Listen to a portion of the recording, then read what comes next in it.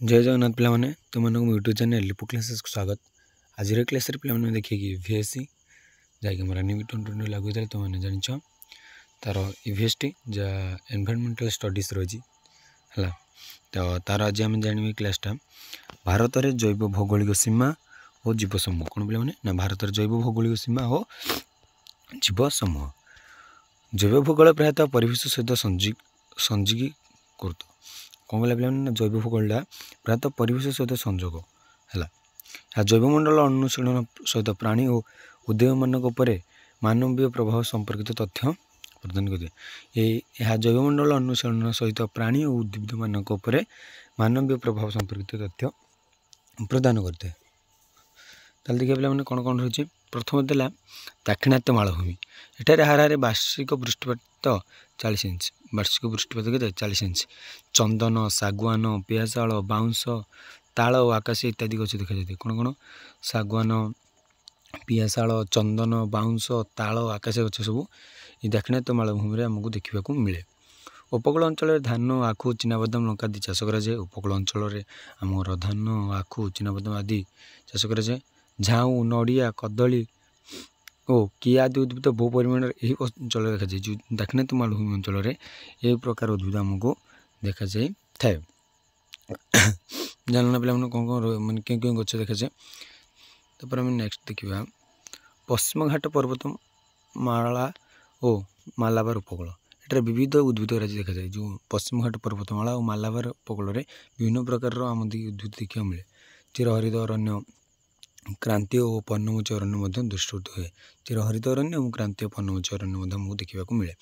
धान आखु गहम चिनाबादाम फसल दक्षिण पश्चिम मौसुमी वायु द्वारा वायुजनित वर्षा द्वारा नियंत्रित होता है। कौन ना धान आखु गहम जो चिनाबादाम फसल गुड़िक दक्षिण पश्चिम मौसुमी वायु द्वारा वर्षा होता है ता द्वारा से फसल गुड़ा नियंत्रित होता है। सागवान शाल नड़िया ताल यूकालिपटास पणस कदली और आंब आदि उद्भिद बहु परिमाण एठारे देखा जाए। जो पश्चिम घाट पर्वत और मालाबार उपकूल अंचल शाल नड़िया ताल यूकालिपटास पणस कदली आंब ये सब गच बहुत परिमाण देखा मिले। ये सब उद्भिद बहु परिमाण देखा मिले। वृक्षरुआ उद्भिद अनेक प्रकार देखा जाती। वृक्षरुआ उद्भिद अनेक प्रकार अंचल मानक देखा जाती। देखिए कौन पे सिंधु समतल अंचल पंजाब राजस्थान गुजरात और दिल्ली किसी अंश को नहीं गठित।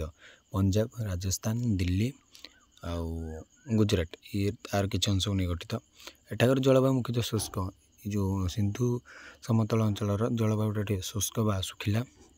एठारे हारे वृष्टिपात 30 इंच बा कम एवं केतेक स्थान मरुभूमि देखा जाए। जमी राजस्थान थर मरुभूमि हम जाने।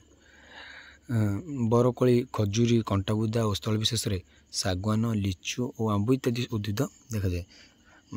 बरकोली खजूरी कंटाबुदा और स्थल विशेष सागवान मैंने कंटा गच बेस देखा से मिलता खजूरी से सप्तभनी ये सब वृक्ष आमको देखा बहु परिमाण में मिलवा उद्भिद। यह एक घंच उद्भिद परिपूर्ण जंगल कोटा जो गांगेय समतल अंचल भूमिटा गोटे घंच उद्भिद परिपूर्ण अंचल बिहार ओडिशा पश्चिमबंग और पूर्व पंजाब किसी अंश नहीं गठित। मैंने ओडिशार गांगेय समतल भूमि देखा मिले।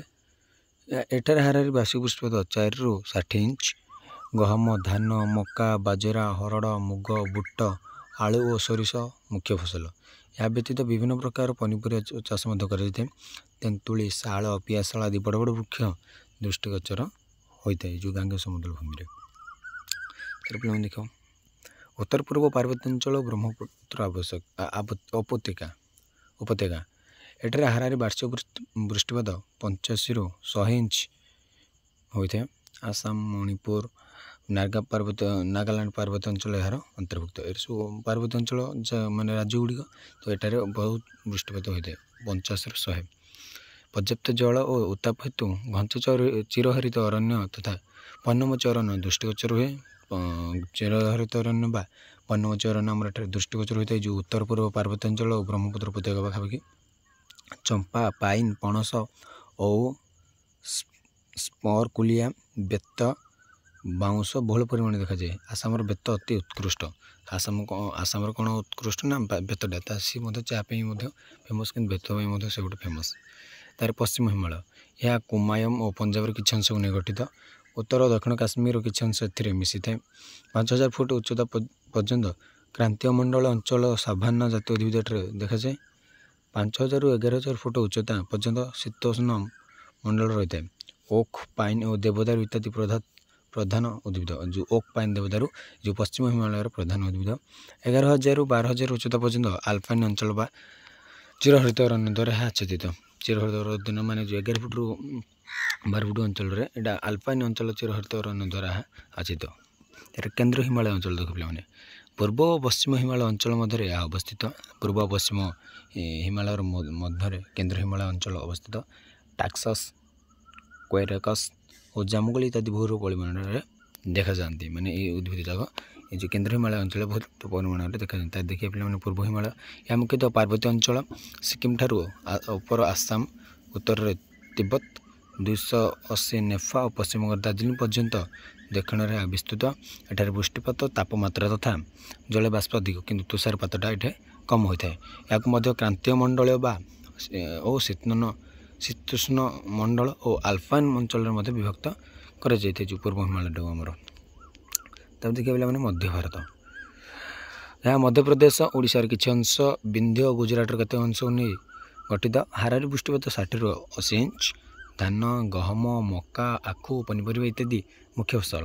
ଆମ୍ବ, ବରକୋଳି, ବାବୁଲ, ଆକାଶିଆ ଇତ୍ୟାଦି ଉଦ୍ଭିଦ ଏଠାରେ ଦେଖାଯାଆନ୍ତି। ମାନେ ମଧ୍ୟ ଭାରତରେ ଆମର ଏହି ସବୁ ଉଦ୍ଭିଦ ଦେଖାଯାଆନ୍ତି ଏବଂ ଏହିସବୁ ଚାଷ ମଧ୍ୟ ଆମର ମୁଖ୍ୟ ଫସଲ ହୋଇଥାଏ। ବେଶୀ ବହୁ ପରିମାଣରେ ଆମେ ଏଠାରେ ଚାଷ କରିଥାଉ ବା ଫସଲ କରିଥାଉ। ଆଣ୍ଡାମାନ ଓ ନିକୋବର ଦ୍ୱୀପପୁଞ୍ଜ ଦେଖ ପିଲାମାନେ। ସମୁଦ୍ର ମଧ୍ୟସ୍ଥ ପାର୍ବତ୍ୟ ଅଞ୍ଚଳ ଦ୍ୱାରା ଗଠିତ।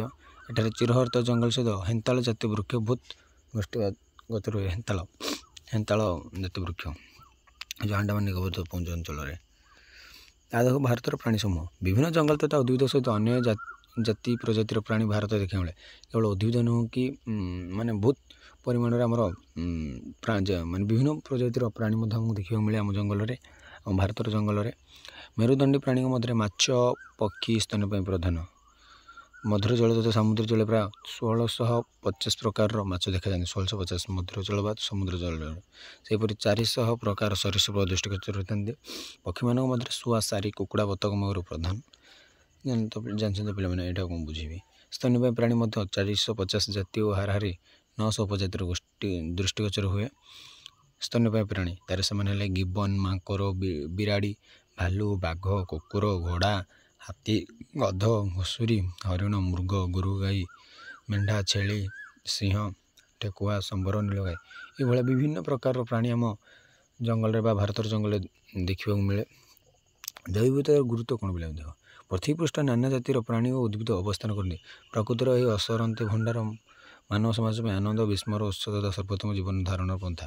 ଜୈବ ବିବିଧତାର ଗୁରୁତ୍ୱ ନିମ୍ନଲିଖିତ କେତେକ ଦୃଷ୍ଟିରୁ ଅନୁମତି ହୋଇପାରେ, ଯଥା ବ୍ୟାବହାରିକ ଗୁରୁତ୍ୱ। ଖାଦ୍ୟ, ବସ୍ତ୍ର, ଔଷଧୀୟ ବା ଭେଷଜ ମୂଲ୍ୟ, ଜାଳେଣୀ, ପଶୁ ପକ୍ଷୀ ଶିକାର ଇତ୍ୟାଦି ପ୍ରତ୍ୟକ୍ଷ ମୂଲ୍ୟ ଭାବେ ପରିଗଣିତ। ତାର ଉତ୍ପାଦୀୟ ଗୁରୁତ୍ୱ କ'ଣ କହିଲେ ନା, ଏହା ମଧ୍ୟ ଜୈବ ବିବିଧତାର ଏକ ପ୍ରତ୍ୟକ୍ଷ ମୂଳ। ଜୈବ ଉପାଦାନ ସବୁ ସଂଗୃହୀତ ହୋଇ ବାଣିଜ୍ୟ କାରବାର ଲାଗିଥାଏ। ଜୈବ ଉପାଦାନ ଗୁଡ଼ିକ ଏହାର ଜାତୀୟ ତଥା ଆନ୍ତର୍ଜାତୀୟ ଗୁରୁତ୍ୱ ରହିଛି। ଜାତୀୟ ଏବଂ ଅନ୍ତର୍ଜାତୀୟ ମୂଲ୍ୟ ମଧ୍ୟ ରହିଛି ଜୈବ ବିବିଧତାର। ଜୈବିକତାର ପରୋକ୍ଷ ମୂଲ୍ୟ ମଧ୍ୟ ମାନବ ସମାଜର ଅର୍ଥନୈତିକ ଅଭିବୃଦ୍ଧିରେ ସାହାଯ୍ୟ କରିଥାଏ, କିନ୍ତୁ ପ୍ରାକୃତିକ ସମ୍ବଳ ଉପଯୋଗ କରାନଯାଇଥାଏ। ଏଗୁଡ଼ିକ ହେଲା ସାମାଜିକ ମୂଲ୍ୟ। କ'ଣ ଦେଖ ପିଲାମାନେ, ଜୈବ ବିବିଧତାର ହ୍ରାସ ପରିସଂସ୍ଥାର ପ୍ରକ୍ରିୟା, ଶକ୍ତି ପ୍ରବାହ ଓ ଜୈବ ଭୂ ରାସାୟନିକ ଚକ୍ର ଉପରେ ଗଭୀର ପ୍ରତିକୂଳ ପ୍ରଭାବ ପକାଇଥାଏ। ଏହା ସିଧାସଳଖ ବ୍ୟକ୍ତି ତଥା ସମାଜକୁ ପ୍ରଭାବିତ କରେ। ସାମ୍ପ୍ରତିକ ବାୟୁ ତଥା ଜଳ ପ୍ରଦୂଷଣ ସମସ୍ୟା ତଥା ବିଶ୍ୱ ଜଳବାୟୁ ପରିବର୍ତ୍ତନ ଅନୁଧ୍ୟାନ କଲେ ଜୈବ ବିବିଧତା ଯେ କେତେ ଗୁରୁତ୍ୱପୂର୍ଣ୍ଣ ତାହା ଆମେ ସହଜରେ ଆମେ ଯଦି ବିଶ୍ୱ ଜଳବାୟୁ ପରିବର୍ତ୍ତନ ଯଦି ଆମେ ଜାଣିବା, ତ ଜୈବ ବିବିଧତାର ଗୁରୁତ୍ୱଟା କ'ଣ ଆମେ ଭଲ ଭାବରେ ଜାଣିବା। ମାନେ ପଶୁପକ୍ଷୀ ଯେଉଁ ଶିକାର କରୁଛନ୍ତି, ତାର ଜାଳେଣୀ, ତାର ଖାଦ୍ୟ, ବସ୍ତ୍ର ବ୍ୟବହାର ବହୁତ କାମରେ ସେ ଆସୁଛି। ଆମର କ'ଣ, ଆମର ଜୈବ ବିବିଧତା। ତାର ଆଚରଣ ବିଧି କ'ଣ ଦେଖ ପିଲାମାନେ, ସାମ୍ପ୍ରତିକ ପରିସ୍ଥିତିରେ ଜୈବ ବିବିଧତାର ହ୍ରାସ ଏକ ଗୁରୁତ୍ୱପୂର୍ଣ୍ଣ ସମସ୍ୟା। ଏହାକୁ ରକ୍ଷା କରିବା ହେଲେ ଯଥେଷ୍ଟ ସତର୍କତା ଅବଲମ୍ବନ କରିବାକୁ ପଡ଼ିବ। ଜୈବ ବିବିଧତା ହ୍ରାସର ପ୍ରଧାନ କାରଣ ହେଲା ଜୈବ ବାସ୍ତବ ସ୍ଥାନର ଧ୍ୱଂସ ସାଧନ, ବନ୍ୟପ୍ରାଣୀ ଶିକାର, ନୂତନ ଜାତୀୟ ଉଦ୍ଭିଦର ପ୍ରବର୍ତ୍ତନ, ପରିବେଶ ପ୍ରଦୂଷଣ ଆଉ ଆକସ୍ମିକ ବିପଦ ଏଗୁଡ଼ିକ ହେଉଛି ଆମର ଜୈବ ବିବିଧତାର କେତେଟା ସମସ୍ୟା। ତ ପିଲାମାନେ ଜୈବ ବିବିଧତା ହ୍ରାସ ପରିପ୍ରେକ୍ଷୀରେ ଜୀବଜଗତକୁ 4ଟି ସମ୍ଭାବ୍ୟ କ୍ଷତିକାରକ ଶ୍ରେଣୀରେ ବିଭକ୍ତ କରାଯାଇଛି। ଯେଉଁ ଯେତେବେଳେ ଆମ ଜୈବ ବିବିଧତା ହ୍ରାସ ହୋଇଯାଉଛି ଆମେ ଯେଉଁ ଜୀବଜଗତର କେତେ ଭାଗରେ ବିଭକ୍ତ କରିଛେ ନା 4 ଭାଗରେ ଗୋଟେ ବିଭକ୍ତ କରାଯାଇଛି। କ'ଣ ବିଲୋପପ୍ରାପ୍ତ, ଏହା ପ୍ରକୃତରେ ପ୍ରାୟ ପରିଦୃଷ୍ଟ ନାହାନ୍ତି। ମାନେ ଯେମିତି ଆମର ଡୋଡୋ ପକ୍ଷୀ କହିବା, ମାମଥ ହାତୀ କହିବା, ସାଇବେରିଆନ୍ ଟୁଥ୍ ଟାଇଗର ଦେଖିବା, ଏମାନଙ୍କୁ ପୃଥିବୀରେ ଆମେ ଦେଖାଯାନ୍ତି, ସେମାନଙ୍କୁ କହିବା ବିଲୋପପ୍ରାପ୍ତ। ତା'ର ବିଲୋପମୁଖୀ ବି ନିକଟ ଭବିଷ୍ୟତରେ ବିଲୋପ ହେବା ସମ୍ଭାବନା, ଆଉ କେତେ ଦିନ ଗଲେ ମାନେ ସେଇଟା ବିଲୁପ୍ତ ହୋଇଯିବେ ବୋଲି ଆମେ ଯେମିତି ଆମର ଗଲେ ସ୍ୱର୍ଣ୍ଣ ମର୍କଟ ମଧ୍ୟ ଦେଖୁଛେ, ଗୋଟେ ସୁନା ରଙ୍ଗର ମାଙ୍କଡ଼ ଦେଖିବାକୁ ମିଳେ, ତ ସେଇଟା ମଧ୍ୟ ଲୋପ ପାଇଯିବ। ବିପଦଗ୍ରସ୍ତ, ସାମ୍ପ୍ରତିକ ପ୍ରତିକୂଳ ପ୍ରଭାବ ଜାରି ରହିଲେ ବିଲୋପମୁଖୀ ପର୍ଯ୍ୟାୟକୁ ଯିବା ସମ୍ଭାବନା। ମାନେ ବିପଦଗ୍ରସ୍ତ ଯେଉଁମାନେ ସେମାନେ କ'ଣ ଯଦି ଆଉ ଟିକେ ଯଦି ଆମେ ତା'ର ସୁରକ୍ଷା ନ ଦେବା ତ ସେମାନେ ମଧ୍ୟ ବିଲୋପମୁଖୀ ଚାଲିଯିବେ। ବିରଳ, ଏ ଶ୍ରେଣୀର ସଂଖ୍ୟା ବହୁତ କମ୍। ବିରଳ ସବୁ ଜାଗାରେ ଦେଖିବାକୁ ଆମକୁ ମିଳନ୍ତି ନାହିଁ। ବିରଳ ସେ ଯେମିତି ଆମର କହିପାରିବା ଧଳା ବାଘ ହେଲା, ବହୁତ ରହିଛି ରେୟାର। ଜୈବ ବିବିଧତାର ସମ୍ବେଦନଶୀଳ ଅଞ୍ଚଳ ଦେଖ ପିଲାମାନେ, ହଟ୍ସ୍ପଟ୍ସ ଅଫ୍ ଡାଇଭର୍ସିଟି। ଏଇ ଦେଖ ହଟ୍ସ୍ପଟ୍ସ ମାନେ କ'ଣ ସମ୍ବେଦନଶୀଳ, ଏଇଟା ମନେ ରଖ। ଜୈବମଣ୍ଡଳ ବିଭିନ୍ନ ଅଞ୍ଚଳରେ ଉଦ୍ଭିଦ ପ୍ରାଣୀମାନଙ୍କର ସମବଣ୍ଟନ ହୋଇପାରିନଥାଏ। କେତେକ ସ୍ଥାନୀୟ ପରିବେଶ ଅନୁକୂଳତା ପାଇଁ ଜୈବ ପ୍ରାଚୁର୍ଯ୍ୟ ଦେଖାଯାଏ ଓ କେଉଁଠାରେ ପ୍ରତିକୂଳ ପରିସ୍ଥିତି ହେତୁ ଜୈବ ବିବିଧତାରେ ଦୈନ୍ୟତା ଦେଖାଯାଏ। ମାନେ ସବୁ ଠିକ୍ ଭାବରେ ବଣ୍ଟନ ହୋଇପାରିନଥାଏ ବା ଠିକ୍ ଭାବରେ ଜୈବ ବିବିଧତା ଆମର ଉଦ୍ଭିଦ ପ୍ରାଣୀମାନଙ୍କରେ ସମାନ ଭାବରେ ଗୋଟେ ଭାଗ ହୋଇନଥାଏ। ଆମ ଭାରତବର୍ଷ ଏକ ମେଗା ଡାଇଭର୍ସିଟି ଜୋନ୍ ଭାବରେ ପରିଗଣିତ। ମେଗା ଡାଇଭର୍ସିଟି ଜୋନ୍ ଜୈବ ପ୍ରାଚୁର୍ଯ୍ୟ ଅନ୍ୟ ଏକ ଅଞ୍ଚଳ ଯେଉଁଠାରେ ପରିବେଶ ପ୍ରଦୂଷଣ ଓ ପରିବେଶ ଧ୍ୱଂସ ସାଧନ ହୋଇ ଜୀବଜଗତର ବିନାଶ ହୋଇଛି, ସେ ଅଞ୍ଚଳଗୁଡ଼ିକୁ ସମ୍ବେଦନଶୀଳ ଅଞ୍ଚଳ ବା ହଟ୍ସ୍ପଟ୍ ଭାବୁଛି। ମାନେ ଯେଉଁ ଜାଗାରେ ପରିବେଶ ପ୍ରଦୂଷଣ ଓ ପରିବେଶ ଧ୍ୱଂସ ସାଧନ ହୋଇ ଜୀବଜଗତର ବିନାଶ ହେଉଛି ସେ ଅଞ୍ଚଳକୁ ଆମେ କହିବା ହଟ୍ସ୍ପଟ୍ସ। ସାରା ବିଶ୍ୱରେ ପ୍ରାୟତଃ 12ଟି ଗୁରୁତ୍ୱପୂର୍ଣ୍ଣ ସମ୍ବେଦନଶୀଳ ଅଞ୍ଚଳ ଚିହ୍ନ କରାଯାଇଛି। ଏହାର ସଂରକ୍ଷଣ ସର୍ବଦା ଆବଶ୍ୟକ। ଏଗୁଡ଼ିକ ହେଲା Mexico, Colombia, Brazil, Peru, Ecuador, Madagascar, Indonesia, Malaysia, Bharat, China ଓ ଅଷ୍ଟ୍ରେଲିଆ। ହଟ୍ସ୍ପଟ୍ ମାନେ ବହୁତ ଇମ୍ପୋର୍ଟାଣ୍ଟ କ୍ୱେଶ୍ଚନ୍ ପିଲାମାନେ ତୁମମାନଙ୍କ ପାଇଁ କହିଦେଉଛି ଏଠୁ। ତା'ର ଜୈବ ବିବିଧତା ପ୍ରତି ବିପଦ କ'ଣ ଦେଖ ପିଲାମାନେ, ପ୍ରାକୃତିକ ଆବାସସ୍ଥଳୀର ବିନାଶ ସାଧନ, ପ୍ରାକୃତିକ ଆବାସର ବିଘଟନ ବା ରାସ୍ତାଘାଟ ନିର୍ମାଣ, ସହରୀକରଣ ଇତ୍ୟାଦି ଏଥିପାଇଁ ଦାୟୀ। ପରିବେଶ ପ୍ରଦୂଷଣ, ଜାଣିଛ ପିଲାମାନେ କ'ଣ ପରିବେଶ ପ୍ରଦୂଷଣ, ନୂତନ ଜାତୀୟ ଉଦ୍ଭିଦ ପ୍ରବର୍ତ୍ତନ ବା ବିଦେଶ ଜାତୀୟ ଉଦ୍ଭିଦ ପ୍ରବର୍ତ୍ତନ ଦ୍ୱାରା ସ୍ଥାନୀୟ ଉଦ୍ଭିଦ ଉପରେ ପ୍ରଭାବ ପକାଉଛି। ମାନେ ଯେଉଁ ଆମର ଶଙ୍କରୀକରଣ କରାଯାଉନି ପିଲାମାନେ, ଯେଉଁ ଗାଈ ବାଛୁରୀ ଦେଶୀ ଗାଈରୁ ତାକୁ ଗିର୍ କିମ୍ବା ହରିୟାଣା କିମ୍ବା ଯେଉଁ ଗୋଟେ ସବୁ ତାକୁ ଶଙ୍କରୀକରଣ କରାଯାଉନି, ସେମିତି ଉଦ୍ଭିଦକୁ ମଧ୍ୟ ଶଙ୍କରୀକରଣ କରିବା ଦ୍ୱାରା ତା'ର ସ୍ଥାନୀୟ ଉଦ୍ଭିଦ ଉପରେ ବହୁତ ପ୍ରଭାବ ପଡ଼େ। ରୋଗ ଗୋଟେ ମଧ୍ୟ ଯେଉଁ ଜୀବ ବା ଉଦ୍ଭିଦମାନଙ୍କର ରୋଗ ହୋଇଥାଏ। ପ୍ରାକୃତିକ ଉପାଦାନ ବହୁଳ ବିନିଯୋଗ, ପଡ଼ୁ ଚାଷ ପ୍ରବର୍ତ୍ତନ, ବନ୍ୟପ୍ରାଣୀମାନଙ୍କର ଅବାଧ ଶିକାର, ଆଧୁନିକ ମଣିଷ ଓ ବନ୍ୟଜୀବ ମଧ୍ୟରେ ସଂଘର୍ଷ, ଏଇଟା ହେଉଛି ତା'ର ମୁଖ୍ୟ କାରଣ। ଜୈବ ବିବିଧତା ସଂରକ୍ଷଣ କିପରି ଦେଖିବେ ପିଲାମାନେ, ଅର୍ଥନୈତିକ ଦୃଷ୍ଟିକୋଣ ଉଦ୍ଭିଦ ପ୍ରାଣୀମାନଙ୍କର ସ୍ଥାନ ଅତ୍ୟନ୍ତ ଗୁରୁତ୍ୱପୂର୍ଣ୍ଣ। ଆମର ଧର୍ମ, ଦର୍ଶନ ତଥା ସଂସ୍କୃତି ପ୍ରକୃତିକୁ ଯଥେଷ୍ଟ ସମ୍ମାନ ଦେଇ ଆସିছে। ଯଥା ଦେଖ ଜୀବମାନଙ୍କ ପ୍ରତି ସହୃଦୟତା, ଜୀବ ସମାଜ ପ୍ରତି ଶ୍ରଦ୍ଧା, ପ୍ରକୃତିର ଅନ୍ତର୍ନିହିତ ଗୁଣର ସୂକ୍ଷ୍ମାନୁଭବ, ମାନବ ସମାଜ ପାଇଁ ଜୈବ ବିବିଧତା ଏକ ଐଶ୍ୱରିକ ଦାନ ବୋଲି ବିଚାର କରିବା। ଜୈବ ବିବିଧତା ସଂରକ୍ଷଣର ଆବଶ୍ୟକତା କ'ଣ ପିଲାମାନେ ଦେଖ, ପ୍ରତ୍ୟେକ ଜୀବର ଜୈବମଣ୍ଡଳ ଅସ୍ତିତ୍ୱ ବଜାୟ ରଖିବାର ଅଧିକାର ରହିଛି ଏବଂ ମଣିଷ ବିନିଯୋଗରେ ଆସିବା ନ ଏହାର ସ୍ୱତନ୍ତ୍ର ଅଧିକାର ରହିଛି। ତାର ପ୍ରତ୍ୟେକ ଜୀବ ପରସ୍ପର ପ୍ରତି ନିର୍ଭରଶୀଳ। ଗୋଟିକର ବିନାଶ ହେତୁ ଅନ୍ୟ ଉପରେ ସୁଦୂର ପ୍ରସାର ଦେଖ, ଯଦି ଯଦି ଉଦ୍ଭିଦର ବିନାଶ ହେଲା ତ ଆମର ବି ବିନାଶ ହେବ, ପ୍ରାଣୀମାନଙ୍କର ଯଦି ବିନାଶ ହେଲା ମାନେ ଆମର ମଧ୍ୟ ବିନାଶ ହେବାଟା ସୁନିଶ୍ଚିତ। ଜୀବଜଗତର ଅନ୍ୟ ସମସ୍ତ ଜୀବ ସହିତ ଏକା ପରିବେଶ ସୀମାରେ ମାନବ ସମାଜ ପ୍ରତି ପାଳିତ ହେବା ବିଧେୟ। ଭବିଷ୍ୟତର ବଂଶଧରମାନଙ୍କ ପାଇଁ ଆମର ପ୍ରତିବନ୍ଧିତା ରହିଛି, ତେଣୁ ଭବିଷ୍ୟତ ପାଇଁ ଜୈବ ବିବିଧତାର ସୁରକ୍ଷା ସର୍ବଦା ଆବଶ୍ୟକ।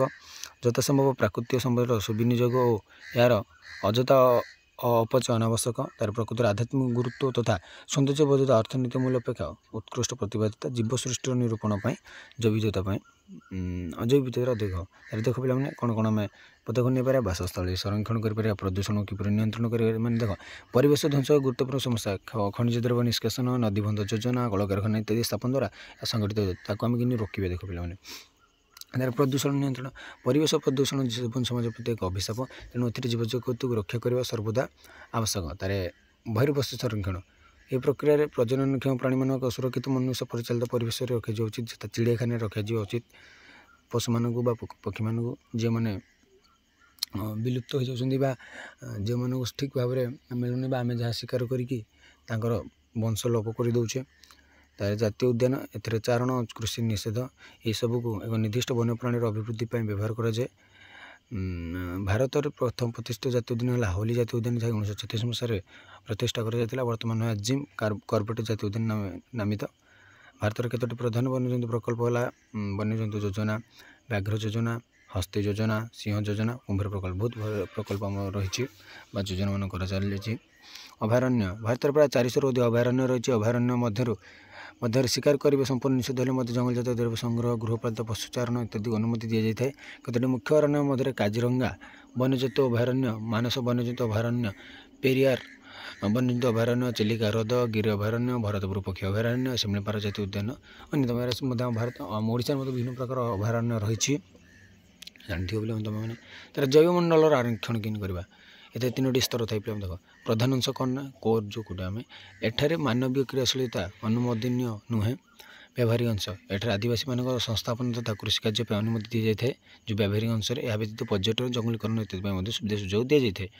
ପୁନଃ ସ୍ଥାପନ ବା ପୁନରୁଦ୍ଧାର ଅଂଶ ଏଥିରେ କେତେକ ପତିତ ଜମିକୁ ଉଦ୍ଧାର କରି ପ୍ରାକୃତିକ ପରିବେଶରେ ପୁନର୍ଗତ କରାଯାଏ। ଆସାମର କାଜିରଙ୍ଗା, ମଧ୍ୟପ୍ରଦେଶର କାହ୍ନା, ପଶ୍ଚିମବଙ୍ଗର ସୁନ୍ଦରବନ ତଥା ଓଡ଼ିଶାର ଶିମିଳିପାଳ କେତୋଟି ଅତି ଗୁରୁତ୍ୱପୂର୍ଣ୍ଣ ବାୟୋସ୍ଫିୟର ଅନ୍ତର୍ଭୁକ୍ତ। ତାପରେ ଦେଖୁ ଜଙ୍ଗଲ ସଂରକ୍ଷଣ, ଏହାଦ୍ୱାରା ଜୈବ ବିବିଧତାର ବହୁଳ ସଂରକ୍ଷଣ କରାଯାଇଥାଏ। ଜଙ୍ଗଲ ସଂରକ୍ଷଣ ଦ୍ୱାରା ଆମେ ଜୈବ ବିବିଧତାର ବହୁତ ସଂରକ୍ଷଣ କରିଥାଉ। ପିଲାମାନେ, ମୁଁ ଆଜି ପାଇଁ କ୍ଲାସ୍ଟାକୁ ଏଇଠି ରଖୁଛି। ପରବର୍ତ୍ତୀ କ୍ଲାସ୍ରେ ମୁଁ ଆମର ଡିଜାଷ୍ଟର ମ୍ୟାନେଜମେଣ୍ଟ ବା ବିପର୍ଯ୍ୟୟ ପରିଚାଳନା ବିଷୟରେ ମୁଁ କ୍ଲାସ୍ଟିକୁ ଆଣିବି। ତ ରହୁଛି। ଜୟ ଜଗନ୍ନାଥ।